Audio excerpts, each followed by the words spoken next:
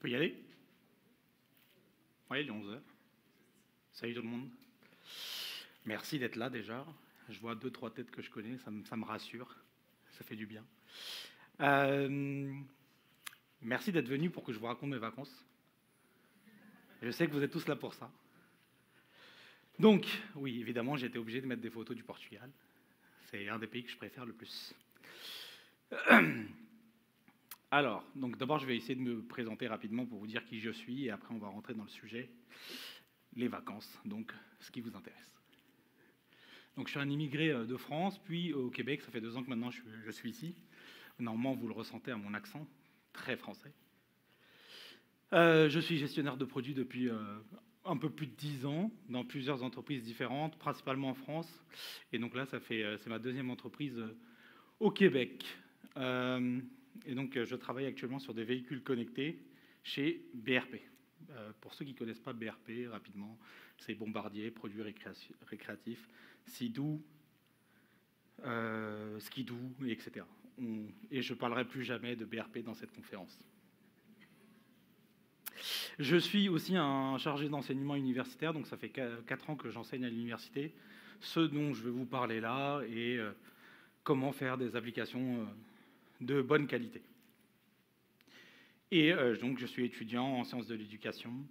Donc moi j'ai obtenu ma licence, comme on dit en français, donc le baccalauréat en sciences de l'éducation, et je suis en train de passer ma maîtrise en sciences de l'éducation. Avant qu'on commence à rentrer dans le vif du sujet, s'il vous plaît, est-ce que vous pourriez essayer de vous connecter à cette application-là? J'essaye de sonder qui sont les personnes que j'ai en face de moi et qui pourraient m'aider à améliorer cette conférence dans le futur et aussi à mieux comprendre qui j'avais en face de moi. Alors pour ceux qui n'arrivent pas à utiliser le QR code, vous pouvez aller sur le site menti.com et entrer le code qui est juste là. Ça devrait le faire.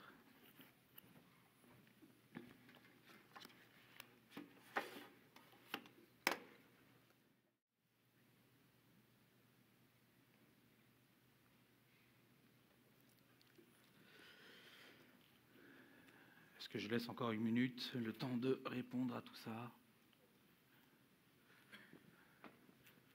Donc ça me fait du bien de voir qu'il y a plein mal de product owners dans la salle.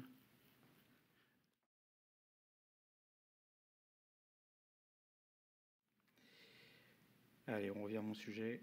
Alors pourquoi je fais cette conférence-là? Alors j'ai énormément apprécié le panneau qui se trouve dans une ville en France qui s'appelle Courbevoie. Pourquoi pas? Voilà, je vais faire cette conférence parce que j'avais envie. En réalité, est-ce que c'est pour vous partager mes dernières vacances? J'espère que vous n'êtes pas là pour ça parce que ce n'est pas ce que je vais faire, même si elles étaient géniales et trop courtes. Je viens de rentrer il y a 2 jours. Est-ce que vous allez me partager vos dernières vacances? Non plus. Moi, j'espère qu'elles étaient géniales. Et oui, je voudrais dire, est-ce que c'est pour qu'on envoie le product owner plus souvent en vacances? Envoyez-moi en vacances plus souvent, je serai heureux. Et un product owner heureux, c'est une équipe heureuse. Est-ce que c'est pour dire que le product owner n'est pas nécessaire?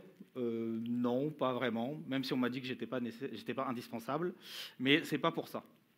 Et est-ce que vous allez trouver ici, est-ce que vous allez me trouver vous dire que l'IA va remplacer le rôle de product owner? Non plus, même si on entend parler d'IA tout le temps ces derniers jours. Pareil, je vais essayer de pousser la 2e question.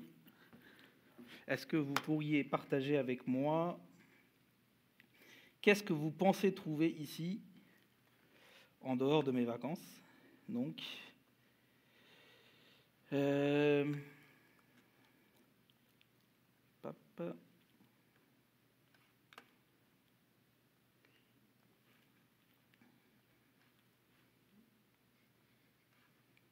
Je suis déjà en train de présenter, c'est ça qui est dommage.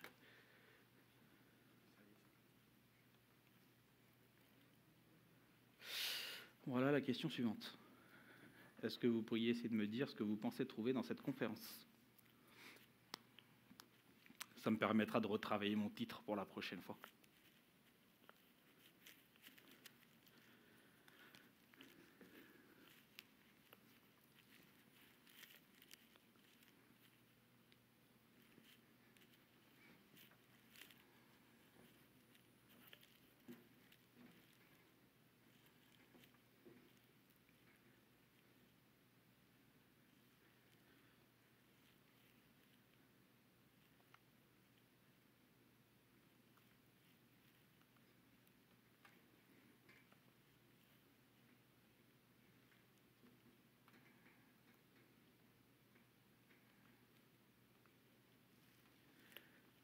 Bon, on a pas mal de choses là. Donc collaboration avec l'équipe, responsabilité, partage, efficience, connaissance, rendre l'équipe autonome. Bravo. Normalement, c'est ce que je vais essayer de partager avec vous.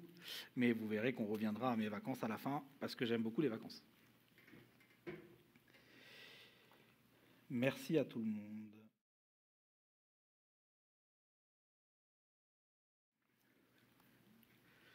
Donc, pourquoi cette conférence? Alors, je constate que certains PO ont des difficultés à déconnecter pendant leurs vacances. Aussi, que certains ont peur de laisser les développeurs travailler avec les utilisateurs et les parties prenantes et le client, en se disant il faut absolument que moi je sois là entre les deux. On a souvent tendance à vouloir préparer plusieurs semaines de product backlog à l'avance, pour se dire, ah bah tiens, pendant que je ne serai pas là, le product backlog sera clair et défini et l'équipe n'aura plus qu'à faire ce qu'il y a à faire. Moi, je voudrais revenir sur un autre sujet, je voudrais revoir un petit peu notre vision du rôle de product owner et remettre un peu ça à plat, et on va discuter d'un sujet sur la maturité d'une équipe produit. Alors, notre vision du rôle de product owner à date, c'est souvent ça, sauf s'il y en a un qui veut bien me contredire ici. Une passerelle entre les clients et l'équipe de réalisation. C'est un validateur du travail effectué par l'équipe. Ouais, c'est bon, l'équipe a travaillé, et à la fin, il arrive, il intervient, il essaye de valider tous les tickets qui ont été traités pour s'assurer que ça correspond. C'est dommage, on perd beaucoup de la beauté du rôle de product owner. C'est un commanditaire qu'il faut satisfaire. Bon, vous comprenez que ce n'est pas la vision que j'ai, mais c'est souvent la vision qu'on a. On se dit, tiens, c'est le commanditaire qu'il faudra satisfaire aussi. C'est un client comme un autre. Donc ça crée une barrière entre l'équipe de réalisation et le producteur. C'est un maître du besoin, donc c'est à lui qu'on va demander quel est le besoin, alors qu'on pourrait très bien se débrouiller pour essayer de comprendre le besoin de soi-même. Et c'est quelqu'un qui va écrire les éléments du product backlog. Ça, c'est ce qu'on a souvent tendance à croire. Donc, oui, évidemment, je me pose des questions. Si ce n'est pas ça, c'est quoi un product owner alors? Alors, pourquoi c'est difficile aussi en même temps de comprendre le rôle de product owner? Si on lit Scrum, là, vous voyez, j'ai tiré une partie du Scrum Guide. Je voulais mettre en avant certaines parties du Scrum Guide. Le cadre de travail Scrum est incomplet. Il repose sur l'intelligence collective. Il ne fournit pas aux gens des instructions et il guide leurs relations et leurs interactions. On a souvent tendance à croire que justement c'est une méthode qui est claire, qui est définie et qu'on n'a plus qu'à suivre. C'est absolument pas ça. C'est plus des choses qui vont dépendre entre les gens. Et maintenant, si on arrive au rôle du product owner, pareil dans le Scrum Guide, on voit qu'il est redevable de maximiser la valeur du produit, du travail qui a été fait par l'équipe Scrum. Par contre, ça, c'est la deuxième phrase, c'est celle qu'on lit le moins, c'est que la manière de procéder, elle peut varier et qu'elle dépend des organisations, des Scrum Teams et des individus. Donc, un product owner qui travaille chez BRP ou un product owner qui travaille chez Desjardins, ce n'est pas la même chose, c'est des organisations différentes, ou même mieux, un product owner chez BRP dans une équipe et un product owner chez BRP dans une autre équipe, donc moi ou un autre, on n'aura pas la même façon de travailler. Tout ça, ça dépend des individus, des équipes qu'on a en face de nous et aussi des organisations dans lesquelles on travaille. Donc c'est difficile pour nous de dire le rôle de product owner, c'est ça, et vous faites ABC et vous allez arriver au bout du bout. C'est l'avantage et l'inconvénient de Scrum aussi, c'est que on nous donne des idées, mais on ne nous donne pas obligatoirement le comment.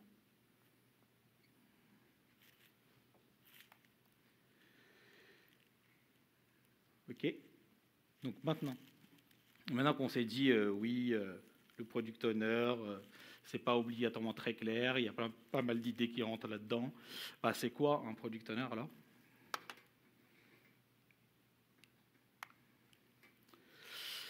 Donc là, on a listé ce qu'on a vu dans le Scrum Guide. Il doit maximiser la valeur du travail de l'équipe et il doit gérer efficacement son product backlog. Moi, je voudrais arriver à 2-3 autres points qu'on ne met pas dans le Scrum Guide, qui sont, c'est un expert de la compréhension et de la connaissance des utilisateurs. et c'est devenu un connaisseur du marché du produit, et il est là pour faire grandir son équipe vers la maturité produit. Et normalement, ici, vous allez me dire, mais c'est quoi ce gros mot? Ça veut dire quoi, maturité produit? Qu'est-ce qui se cache derrière tout ça? Et ça, ce n'est pas écrit dans le Scrum Guide. Qu'est-ce que c'est qu'un product owner qui est censé être leader dans la maturité produit? Donc, qu'est-ce que je peux faire, moi, pour qu'une équipe, elle comprenne mieux mon produit? Donc, moi, j'ai essayé de lister 5 points que j'ai réussi à reproduire dans 2 équipes différentes. Malheureusement, que dans 2 équipes différentes, malgré le fait que j'ai travaillé dans 15 entreprises différentes. Et j'ai fait ça que dans 2. Et on verra pourquoi j'ai réussi ça que dans 2 et pas plus. Pour qu'une équipe comprenne de mieux en mieux son produit et que ce ne soit pas le product owner qui soit là, qui fasse la barrière entre le produit et le besoin et l'équipe de réalisation, il faudrait tout faire pour impliquer l'équipe de réalisation le plus tôt possible. C'est-à-dire les embarquer dès le début du projet ou du produit, de la vie du produit. Il faut aussi les considérer comme des acteurs importants du succès de ce produit-là. Et, celle-là je l'aime bien, il faut arrêter de les retenir la main en considérant ce sont des petits-enfants auxquels il faut qu'on explique la vie et qu'on explique le produit. Sauf si je ne me trompe pas, ce n'est pas un CPE. Normalement, une entreprise, ce n'est pas un CPE. On est là entre grands experts, eux experts du développement, nous experts du produit, à travailler en commun pour aller vers l'excellence de notre produit. Comment moi j'ai réussi à faire ça dans une des entreprises dans lesquelles j'ai travaillé? Donc on est arrivé auprès de moi en disant, voilà, je voudrais un produit en une phrase, il doit faire ça. J'ai répondu à cette personne-là en disant, ok, je comprends un petit peu ça. Voici 30 questions que je vais te poser et on va débarquer à 7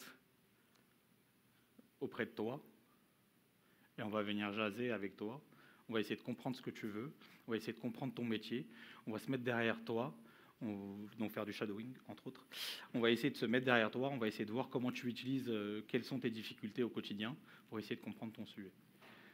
Donc, on s'est retrouvé avec un product owner, un Scrum Master, 4 développeurs, un gestionnaire, un testeur, et on s'est retrouvé dans une de nos succursales en France à aller pratiquer le métier de vendeur de notre entreprise pour mieux comprendre comment ils utilisaient ce produit-là.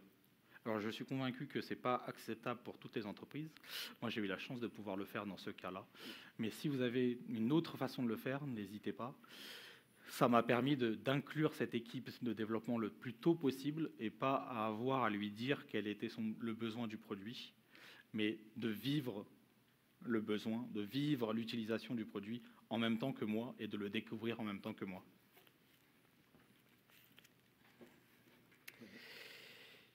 Deuxième point,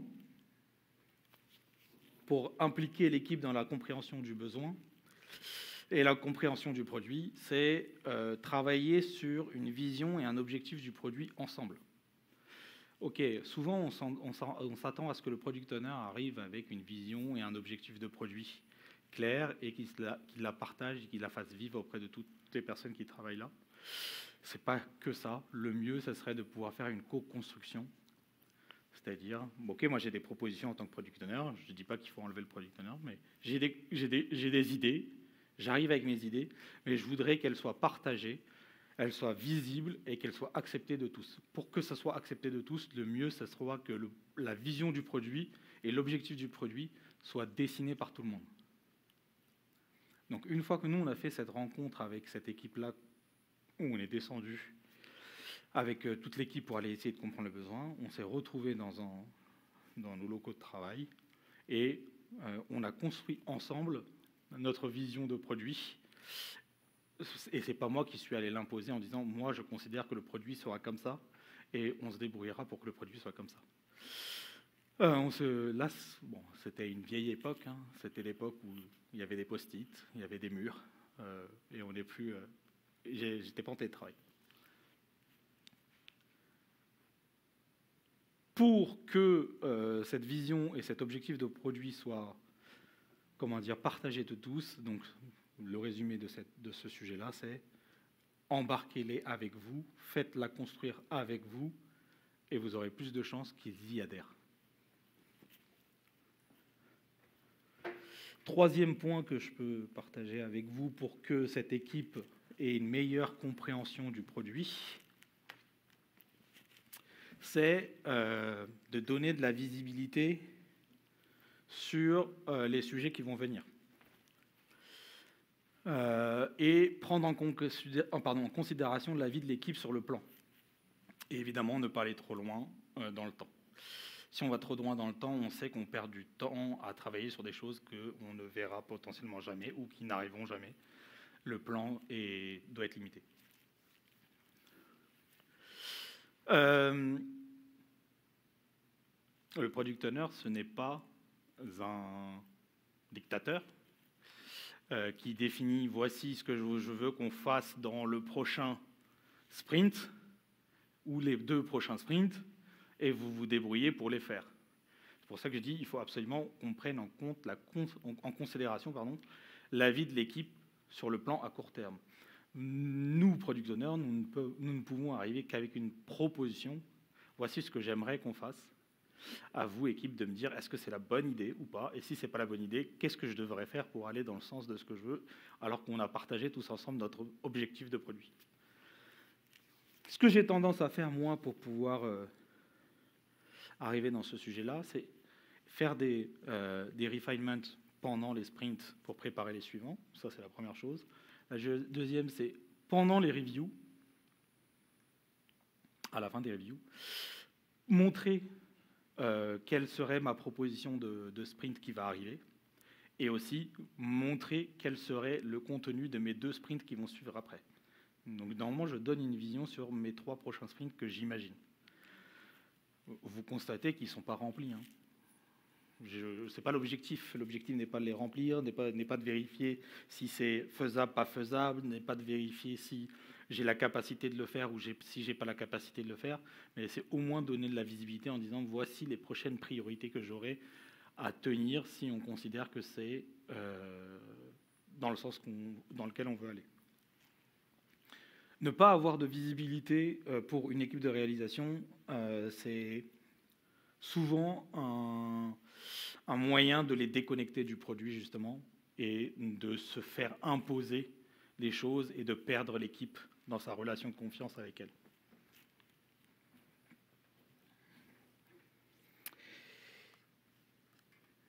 Quatrième élément que je voulais mettre en avant, c'est être un membre à part entière de cette équipe-là et en fait se laisser déborder par son enthousiasme. Pourquoi ?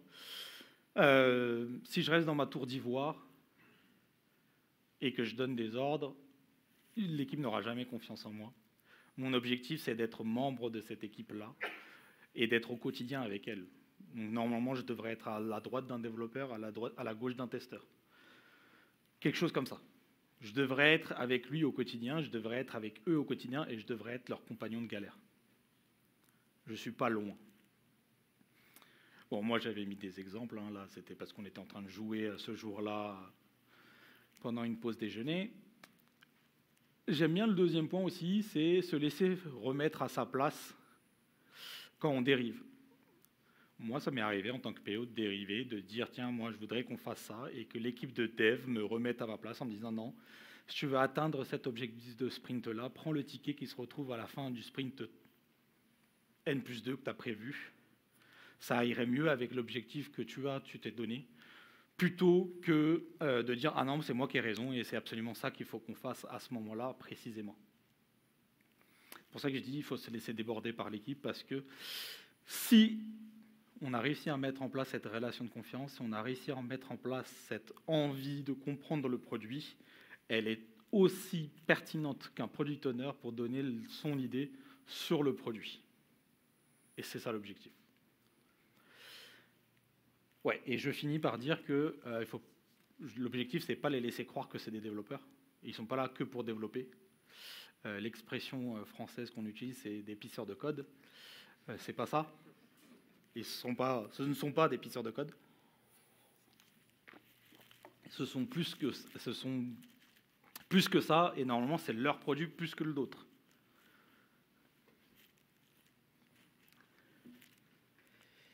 Et pour le 5e point que j'avais à partager avec vous tous ici, c'était, depuis tout à l'heure, en fait, je suis en train de vous dire, oui, le product owner, il devrait être à sa place, il devrait arrêter de se considérer comme un dictateur, etc. S'il y a bien un sujet sur lequel vous pouvez être dictateur, il n'y a pas de trouble. Je sais qu'il y en a plein ici dans la salle qui aimeraient l'être, il n'y a pas de problème. C'est ce sujet-là. Ça, c'est le vôtre. C'est l'expertise produit. C'est comment aller chercher les utilisateurs, comment aller comprendre les utilisateurs, comment aller sonder les utilisateurs. Et c'est là où rentre en jeu votre expertise. Ce n'est pas les autres endroits. On ne vous attend pas normalement sur les autres endroits. Le seul endroit où on vous attend bien, c'est comment on fait pour que vous puissiez aller donner des informations pertinentes à votre équipe de dev pour qu'elle comprenne mieux vos utilisateurs. Et donc ça, c'est ce que je disais aussi tout à l'heure, c'est qu'il faut arrêter de rester dans sa tour d'ivoire et être au quotidien avec ses utilisateurs et avec son équipe de réalisation pour pouvoir mieux réaliser et développer correctement.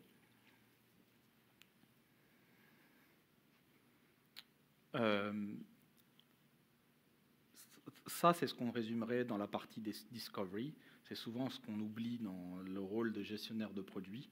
Et c'est en réalité là qu'on vous attend le plus, et c'est le sujet le plus important du product owner. Faire du delivery, normalement, on est capable de le faire, et avec le temps, vous serez de plus en plus capable de le faire. C'est la discovery que vous aurez du mal et qu'il faudra continuer à être de mieux en mieux. Et c'est la chose qui n'est le moins écrite et le moins documentée, en tout cas dans Scrum. Il y a plein d'autres choses qui le documentent. Le product management le documente bien. Et donc, je vous invite, si vous êtes PO, à aller fouiner dans cette partie-là, comment faire du product management de qualité. Et donc, toute cette partie discovery, et ne plus se focaliser que sur la partie delivery.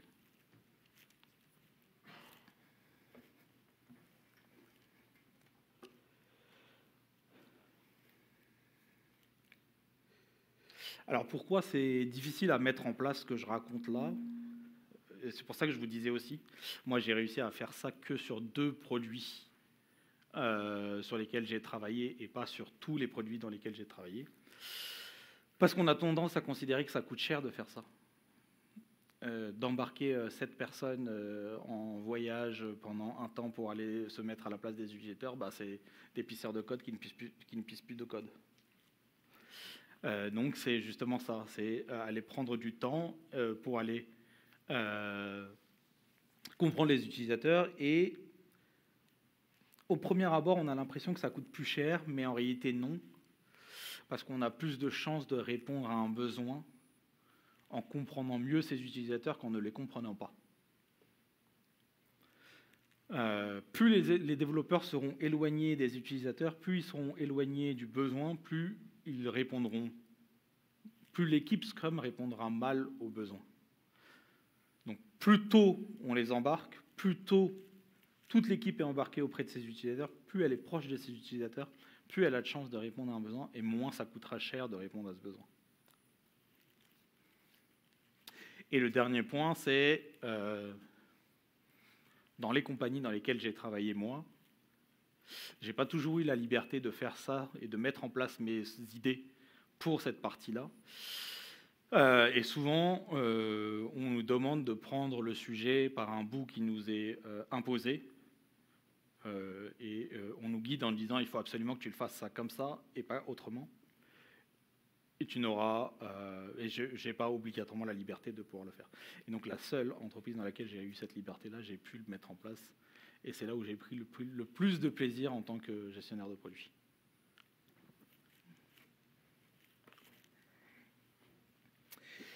Donc maintenant, je reviens à mon sujet initial. C'est un peu ma fin, là. Pourquoi les vacances étaient mon super moment de PO ? Normalement, le moment où vous êtes absent, c'est le moment où vous pouvez vérifier que vous avez bien fait votre boulot. vous avez bien fait votre job. Si vous avez bien fait votre job en tant que PO, si j'ai fait bien mon job de PO en faisant ces étapes que je vous ai partagées, bah, l'équipe n'a pas besoin de moi pendant un temps défini. Pendant 3 semaines, normalement, elle est très à l'aise pour se débrouiller sans moi. Et moi, je peux partir en vacances tranquille. Je sais que le produit il est entre de bonnes mains et que mon équipe de réalisation est bienveillante et attentionnée auprès de mon produit. Et elle est autant amoureuse de mon produit que moi, je suis amoureux de mon produit. Ça fait un peu bizarre ce que je viens de dire.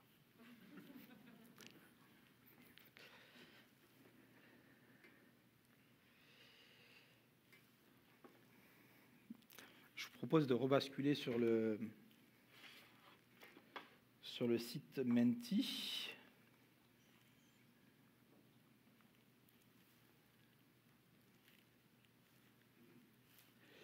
Et je passe à la slide suivante. Comment c'était tout ce que vous avez vécu là et comment c'était ma toute première conférence. Pour ceux qui ne l'ont pas remarqué, c'était ma toute première conférence. C'est anonyme. Je ne vais pas venir vous rechercher si vous mettez un 4, pardon.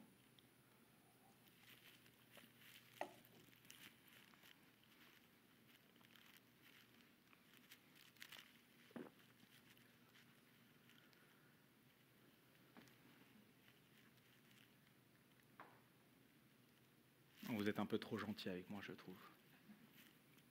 Par exemple, je n'ai pas tenu le temps.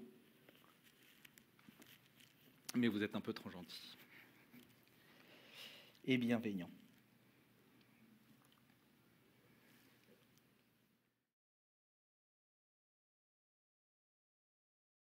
Je vais continuer avec ça. Est-ce que vous avez des questions pour moi? Et ceux qui ne voudraient pas partager leurs questions publiquement, vous avez l'opportunité de les publier ici. Je vais essayer d'y répondre.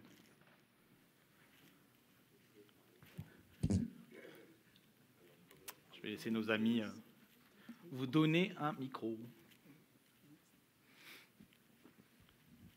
Merci beaucoup pour la présentation. Merci. C'est super. Puis on voit que tu as de l'expérience dans le rôle de PO et des bons conseils. Moi, je suis récemment PO, fait que j'ai tout absorbé. Très intéressant. Je me demandais si tu avais eu des conseils par rapport à le rapport entre un PO puis les gestionnaires de ressources de l'équipe, les liens RH. Si tu as vécu des situations ou si tu aurais de l'insight à donner là-dessus. Quand tu dis gestionnaire, tu dis fonctionnel manager ou tu dis gestionnaire RH qui t'aide à aller rechercher des ressources dont tu as besoin. Gestionnaire. Oui. Gestionnaire. Oui. Bah, c'est un peu ce que je vous disais tout à l'heure. Hein. Moi, le seul endroit où j'ai pris le plus de plaisir en tant que PO, c'est là où j'ai connu le meilleur manager que j'ai eu de ma carrière. C'est justement parce que j'avais la liberté de pouvoir faire ça et on avait confiance en moi pour pouvoir faire ça et c'est là qu'on m'attendait. Les autres expériences que j'ai connues, c'est souvent parce qu'on me bridait dans mon rôle de PO et les gestionnaires, même malgré toutes mes envies de demander à faire tout ça, j'ai pris le moins de plaisir que dans cette expérience-là. Je ne dis pas que j'en ai pas pris. Dans les 5 points que je vous ai montrés, il y en a quelques-uns que j'ai réussi à mettre en place ailleurs, mais je n'ai jamais réussi à mettre ces 5-là ailleurs que dans cette entreprise-là. Et c'est le regret que je peux avoir. Je ne sais pas si ça répond à ta question. Ben oui, je comprends que dans le fond, d'avoir la même vision du rôle du PO, la partager avec le gestionnaire, c'est vraiment facilitant pour... ouais, alors moi, j'ai tendance à régulièrement remontrer ça à mes gestionnaires que je rencontre, mais oui, c'est ce qu'il faudrait. Il faudrait un PO, un gestionnaire qui partage ta vision du PO. Okay, merci. Oui.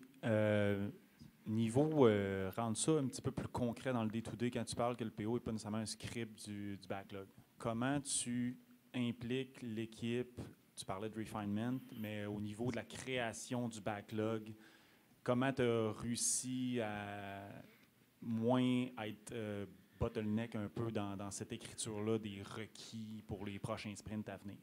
Alors, je ne dis pas que ce n'est pas un scribe. Je dis juste que c'est pas que ça. Souvent, c'est sur ça qu'on l'attend, mais en fait, non. On devrait l'attendre sur plein d'autres choses. Mais il a quand même son rôle d'écrire ou de faire écrire les éléments du product backlog. Donc, par ça, il est obligé d'y passer. Ça, c'est la partie delivery au quotidien qu'il doit traiter. Quand moi, quand j'ai pu être en vacances et que j'ai pas pu tenir, c'est un membre de l'équipe de réalisation qui a écrit les tickets. Et qui mieux que l'équipe de réalisation elle-même pour écrire les tickets, tout en sachant que c'est eux qui attendent les tickets. C'est eux qui attendent qu'on écrive les tickets d'une certaine façon pour qu'ils soient clairs pour eux. Qui mieux que eux pour les écrire correctement? Donc normalement, avec ton expérience de PO et dans ton équipe dans laquelle tu es, tu vas déjà t'améliorer à répondre en amont à des questions qui pourraient potentiellement te poser. Et donc voilà, ceci étant dit, tu ne passeras jamais outre l'écriture des éléments du product backlog. Enfin, j'espère pas. Pourquoi j'espère pas? Parce que c'est là où il y a une discussion. Alors, oublions l'élément qui est dans le product backlog. Normalement, un refinement, ce n'est pas juste pour faire un planning poker, ce qu'on a tendance à croire. Non, c'est pour aller avoir une discussion sur le sujet et le besoin dont on a besoin pour qu'il soit clair pour l'équipe de réalisation et pour le product owner et aussi pour celui qui va le tester et ainsi de suite, pour toute l'équipe. Donc cette discussion-là, quel que soit le moyen que vous ayez pour pouvoir l'avoir, il faut qu'on l'ait. Moi, dans certaines équipes, je suis partisan de ne pas faire du US, par exemple. Parce que on n'en a pas besoin, ou parce qu'on a d'autres moyens d'avoir des conversations, et c'est très clair entre nous. Donc ça dépend de l'équipe dans laquelle... On revient toujours à ce qu'il y a dans le Scrum Guide, ça dépend de l'organisation et de l'équipe et de la personnalité des personnes qui sont en face de toi. Vous parliez tout à l'heure d'un product owner, son plus gros rôle, c'est de détenir l'expertise. Expertise produit. Expertise produit. Produit et marché et utilisateur. Mais un product owner qui se déplace d'une équipe à l'autre, qui est versatile dans une industrie où il va évoluer d'un département à l'autre, d'une équipe à l'autre, d'un projet à l'autre, est-ce qu'on peut espérer que c'est une expertise qu'il va pouvoir détenir à chaque fois ou il y aurait un côté qui va être plus... Alors, c'est parfait. Ouais. Vous avez la bonne personne en face de vous. Pourquoi? Moi, j'ai travaillé en banque, en assurance, en automobile, en santé, en commerce, en banque encore, et donc en automobile. Que des domaines qui n'ont rien à voir avec les uns et avec les autres. Évidemment, là on parlait de gestionnaire, si le gestionnaire cherche quelqu'un qui a une expertise sur un domaine particulier, souvent en banque c'est ce qu'on recherche. C'est pas ce product owner-là. Ça n'enlève pas ma prétendue expertise sur la gestion des produits. Ça, je suis capable de le faire, quel que soit l'environnement dans lequel je suis. Si vous êtes gestionnaire ou si vous êtes product owner, soyez à l'aise en disant « moi, je suis capable de gérer les produits, quels qu'ils soient, juste il faut que tu me laisses le temps, un petit peu de temps d'adaptation. » Donc évidemment, pendant les 3 premiers mois, vous ne serez pas l'expert produit de l'équipe, mais à un moment donné, vous allez le devenir. Et c'est ça sur quoi vous devez tendre. Et vous devez arriver avec votre expertise produit en disant « moi, je suis capable de vous aider à mieux comprendre le produit dans lequel vous travaillez et voici comment je pourrais faire pour pouvoir améliorer votre compréhension produit. » Ça, c'est mon rôle de product owner. Ça, je sais le faire, quel que soit l'environnement dans lequel je suis. Pardon ? En réalité, soit en me faisant entourer d'experts. Évidemment, par exemple, je ne suis pas un UX designer, si par exemple vous voulez savoir. Donc, évidemment, j'ai besoin d'un UX designer qui pourrait être à l'aise pour moi. Je ne suis pas aussi bon en marketing qu'en commerce. Je ne suis pas aussi bon en RH qu'en... Évidemment qu'il y a des experts autour de moi, mais il y a bien un sujet sur lequel je peux apporter mon expertise, c'est comment aller chercher le feedback des utilisateurs, comment mieux comprendre ces utilisateurs. Ça, je suis capable de mettre en place mes stratégies pour pouvoir y arriver. Et c'est là que je voudrais qu'on amène les product owners à travailler. Plutôt que de se dire, OK, c'est un génie, il comprend très bien l'automobile.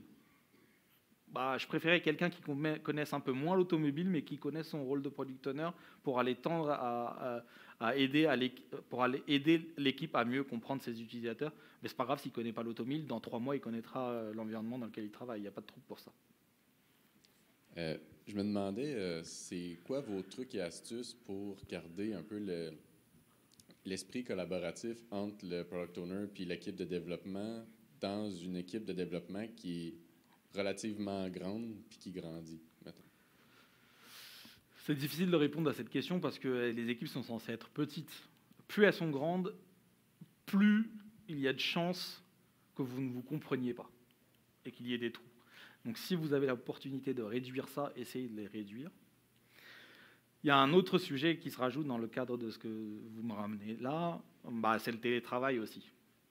C'est de plus en plus potentiellement difficile de pouvoir créer ces moments de connexion entre le product owner et son équipe de réalisation quand on est à distance.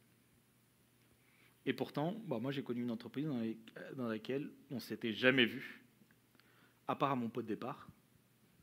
Donc on ne s'était jamais vu et on a travaillé ensemble parce qu'on était compagnons de galère en fait. Et parce que j'étais au quotidien avec eux, ils étaient au quotidien avec moi. Mes galères c'était les leurs et leurs galères étaient les miennes. Ça c'est important en fait. Les galères des uns sont les galères des autres. Je ne sais pas si ça répond à votre question. Oui. Oh. Je manquais de voix ici. On est dans une sorte de réalité où on est beaucoup à porter 2 chapeaux. Donc, et en fait, le PO se retrouve souvent à être soit un directeur, soit un CP, en fait un chargé de projet, soit un production manager. Donc, on n'a pas vraiment des PO partout qui sont que PO en tant que tel. Puis c'est souvent en fait l'issue du débat de qui est la meilleure personne entre un directeur, entre un chargé de projet, entre un production manager pour gérer un backlog en soi ou un expert métier. Je suis juste curieux de voir un petit peu ton... Si on a tendance à prendre un directeur comme product owner, souvent on lui dira « t'as pas assez le temps pour faire tes tickets ». Et on lui attribuera ce qu'on appelle un PPO, un proxy product owner qui va écrire, qui est donc là, on répond à votre question, c'est le scribe, il va venir, il va écrire les éléments qu'on va lui dicter. C'est pas ça. Si la question me l'a posée à moi, je préférais, comme je répondais à votre camarade de droite, je préférais qu'on prenne quelqu'un qui a moins de compétences dans le domaine dans lequel on est que quelqu'un qui a de compétences dans le domaine qu'on est, mais qui ne maîtrise pas comment on fait des produits. Donc un directeur, toutes les qualités qu'il puisse avoir, il n'aura pas le temps d'être le product owner d'une équipe de façon pertinente. Il n'aura par contre un avantage, c'est qu'il aura du poids dans l'entreprise, ce qu'un nouveau product owner n'aura pas. Donc c'est toujours regarder quelle est la balance de ce qu'on veut et de quel produit on travaille. Si c'est un produit qui est très politique, peut-être qu'au début, ce serait bien que ce soit celui-là. Mais on se perd de la qualité de tout le reste et ainsi de suite. Donc c'est difficile à jauger. Vas-y, Chris. Bravo pour Merci. la conférence. Je coupe Chris, c'est parce que c'est un ami et donc il est là pour me soutenir. Il n'y a que toi qui crois que je suis un ami. Non, bravo pour la conférence, c'est toujours difficile pour une première fois. Moi, c'est plus en tant que du point de vue gestionnaire. Tu disais que c'était difficile d'avoir des gestionnaires qui étaient ouverts. Je me demandais s'il y avait un pattern justement pour aider les gestionnaires à reconnaître les besoins d'un PO, pour aider en fait et arriver à ce que tu proposes. Tu peux m'expliquer ce que tu entends derrière pattern? C'est ça. Tu disais que toi, tu n'en avais que 2 fois, tu étais arrivé dans ces cas-là, malgré plusieurs expériences. Je me disais, dans toutes les autres expériences, qu'est-ce qui manquait aux gestionnaires? Est-ce qu'il y avait quelque chose qui revenait à chaque fois? Ou est-ce que c'était... Non, c'est... Ouais, ce qui revenait souvent, c'est que les entreprises étaient vraiment déconnectées de l'agilité. Ce n'est pas leur objectif, elles l'en faisaient juste parce que c'était à la mode. Ça, c'est un des sujets. L'autre sujet, c'est souvent parce qu'on est... tiré par des deadlines plus que par des produits. La dernière expérience, c'est ce que j'ai vécu. Finalement, je ne peux pas faire mon travail de product owner parce que je ne peux pas avoir de vision. La vision, elle est tenue par l'extérieur. Moi, en tant que PO, je ne peux pas avoir cette vision-là. En réalité, peut-être que même le gestionnaire lui-même ne peut pas m'accorder ce dont j'ai besoin, parce que lui-même, il est dans un contexte dans lequel il ne peut pas m'accorder ce dont j'ai besoin. C'est plus général que juste un gestionnaire. C'est plus large que ça, c'est une entreprise en général. L'entreprise dans laquelle moi j'ai connu ça, c'est parce que j'avais l'approbation de mon gestionnaire de l'innovation, donc mon directeur de l'innovation qui était mon gestionnaire, et parce que le directeur des TI était partant, et parce que la business était partante pour le faire comme ça. Mais je suis sûr que toi-même, tu n'as pas trouvé de triptyque comme ça dans une entreprise dans laquelle tu es passé. Je ne répondrai pas à cette question. Provocatrice.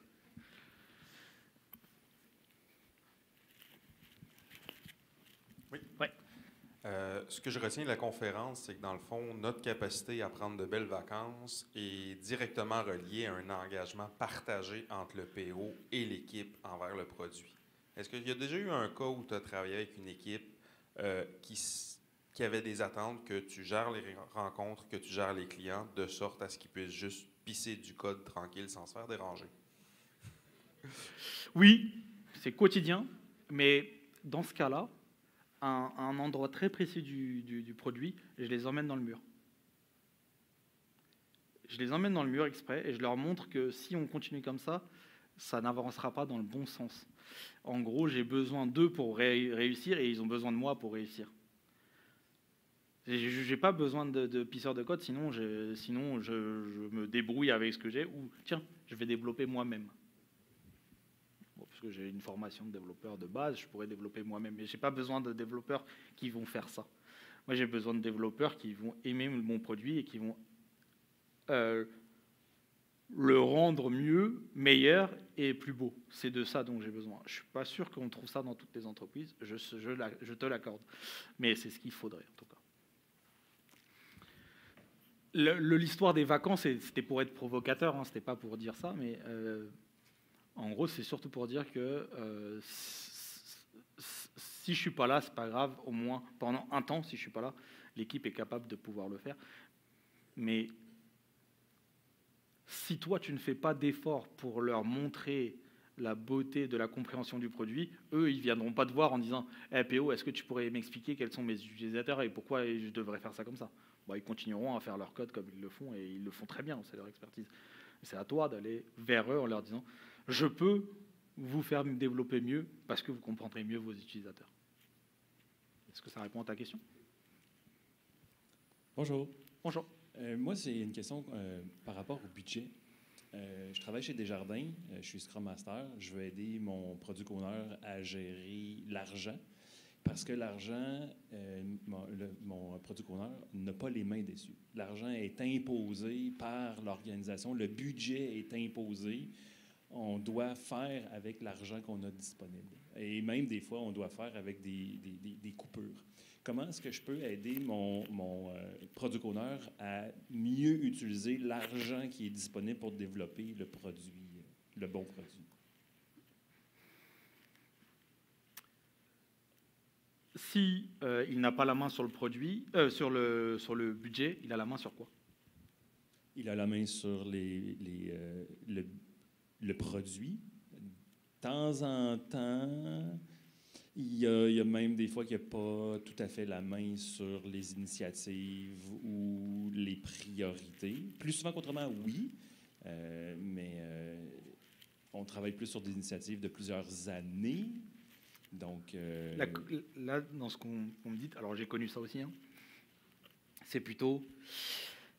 tu as un périmètre, tu n'as pas le budget que tu veux, mais tu te débrouilles pour pouvoir faire ce que tu es capable de faire et fais de la magie parce que tu es un magicien. Je suis désolé, mais les magiciens, ça n'existe pas. Donc ça, c'est pas possible.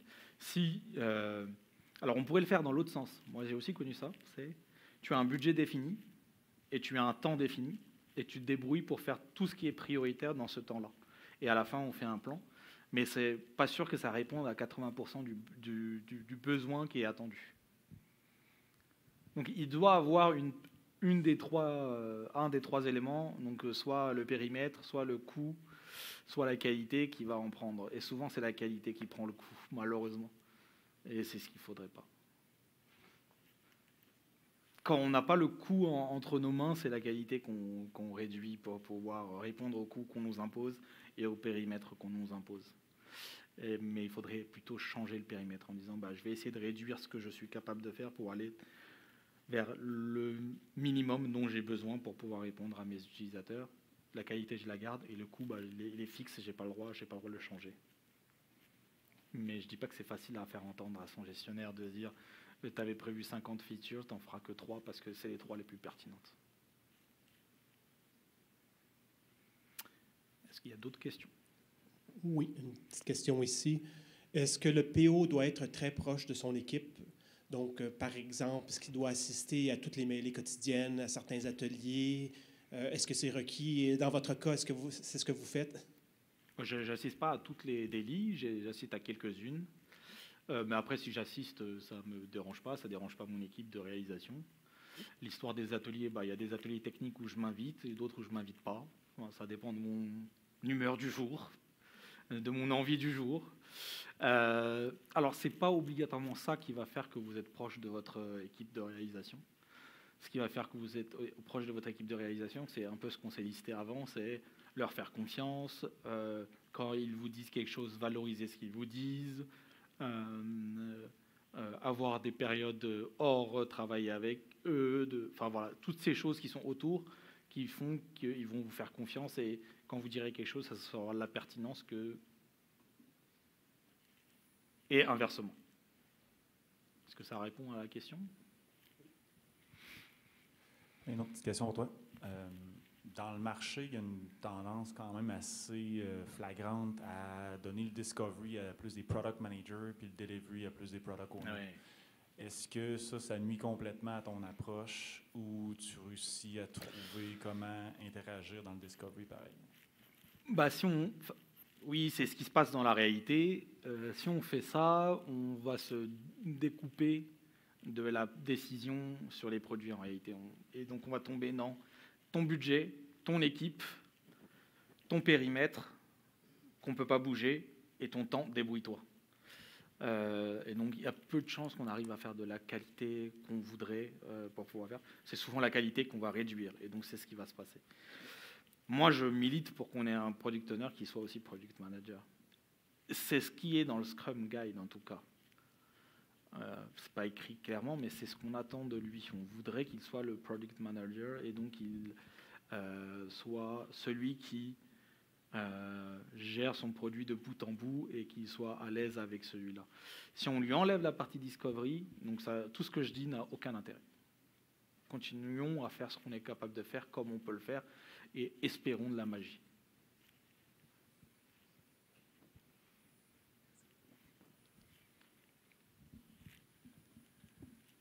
Merci pour toutes vos questions, c'est plaisant. Bonjour. J'ai des PO qui ont des problèmes avec le temps. Ils n'ont jamais le temps. Puis ils sont souvent absents, en train de faire quelque chose qui est tout le temps plus urgent ou plus important. Ça serait quoi le conseil que tu donnerais aux PO dans la salle pour bien répartir leur temps afin de faire vivre une vision tant pour le produit puis une vision inspirante pour les équipes? Et tu vas encore plus dans le sens de ma conférence, c'est-à-dire que si tu n'as pas beaucoup de temps, il faudrait que tu mettes en place tout ça avant pour que ton équipe puisse pallier ton absence régulière. Si tu veux que, si tu te dis, tiens, pendant une semaine, je ne peux pas être là parce que j'ai des difficultés, parce que j'ai d'autres sujets à traiter, mieux vaut que ton équipe soit pertinente pour comprendre ton produit. Sinon, elle va se dire que tu n'es pas là et qu'elle a besoin de toi. Elle devrait avoir de moins en moins de besoin de toi, et en tout cas pour comprendre son produit au quotidien. Qu'est-ce que je pourrais conseiller à un product owner? D'avoir moins de sujets déjà.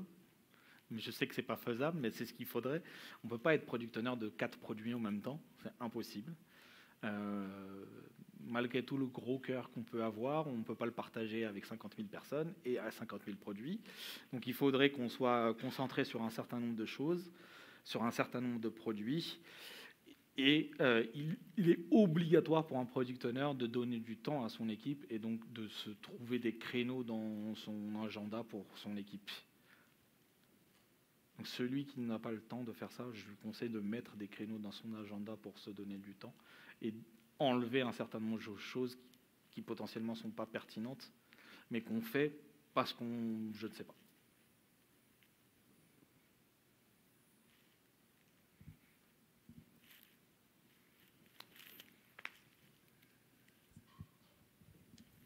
Merci beaucoup. Merci pour votre temps.